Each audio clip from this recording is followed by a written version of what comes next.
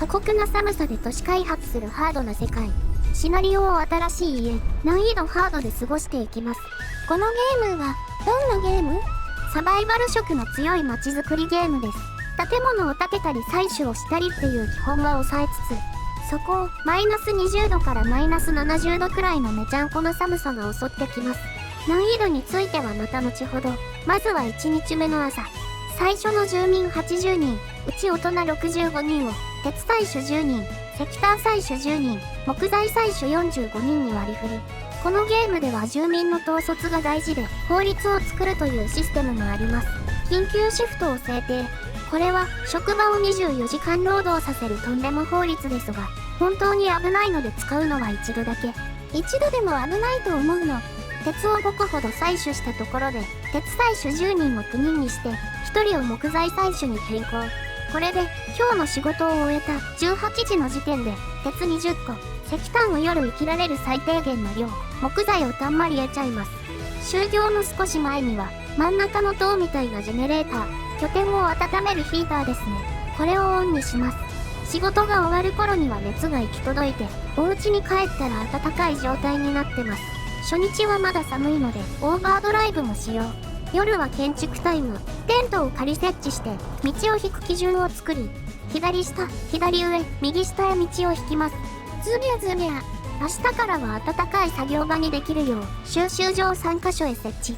あとは医療のための救護所、研究のためのワークショップ、食料のためのハンター小屋を建設します。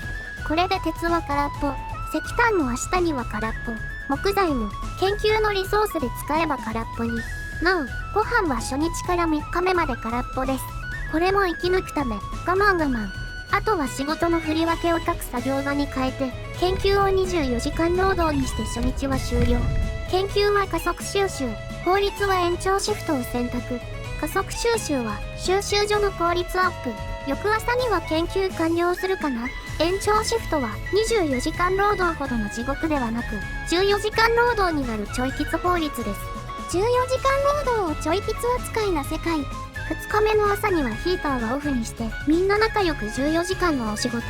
次なる研究は、ハンターの装備。ハンターの収穫量上昇です。4日目には気温はさらに20度下がるので、職場の暖房アンロックをさせたいのですが、それまでに加速収集、ハンター装備、製材所の研究も終えたいので、研究員には頑張ってもらいましょう。さて、そろそろ難易度についてですが、私も詳しく分かってないままプレイしているのですが、ハードでは不満が溜まりやすく、希望が減りやすく、体調を崩しやすく、初期資源は少なく、研究速度は遅く、とにかく地獄です。やる際は心してかかりましょう。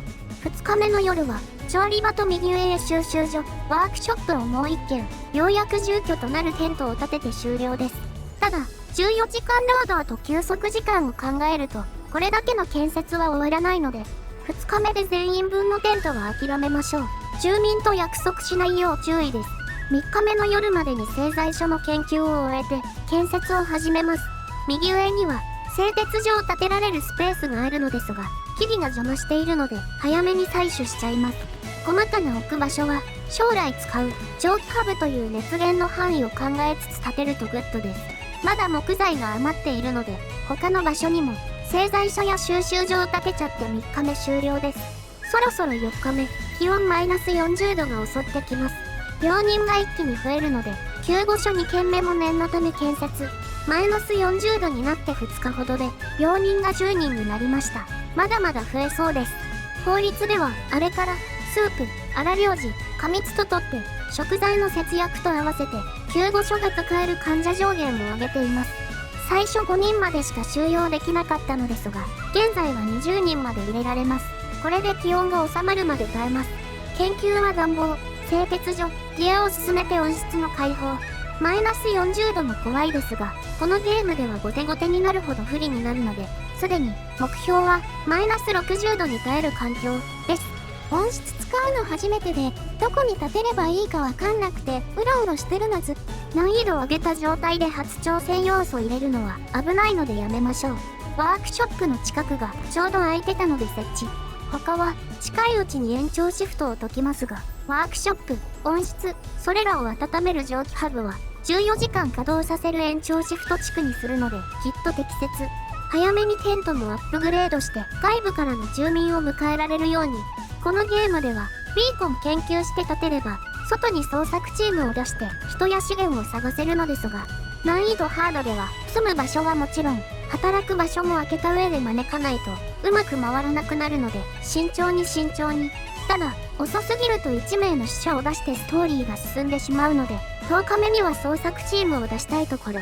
そうそう、いずれ来るマイナス60度対策ですが、暖房を強めたりヒーターを強めたりは石炭の消費がすごいので、全ての作業場や住居の断熱を進めています。建物自体の断熱は石炭の消費もなく、製鉄を序盤から進めていれば足りるので、とにかくひたすら研究。なお、それ前提でヒーターや暖房の出力アップをスルーしているので、間に合わなかったら罪です。キリタン、この難易度で何杯くらいしたの？調査チームが人を連れて無事に帰還。すぐに職場と住居を与えます。しばらくはマイナス40度とマイナス30度を行ったり来たりするだけなので、ここでどんどん人を増やして研究を進めます。シナリオクリアまでに全ての研究を終わらせるのは難しく、取捨選択も大事です。私は炭鉱と工場は全く手をつけず、出力アップのような消費を伴う恩恵を後回しに、純粋な生産効率を重視しています。石炭なら炭鉱でなくても採掘機で調達できますからね。また、法律は児童保護施設や介護施設、娯楽は極端になりすぎずの優しめに。捜索して見つけた人は全員招いていきます。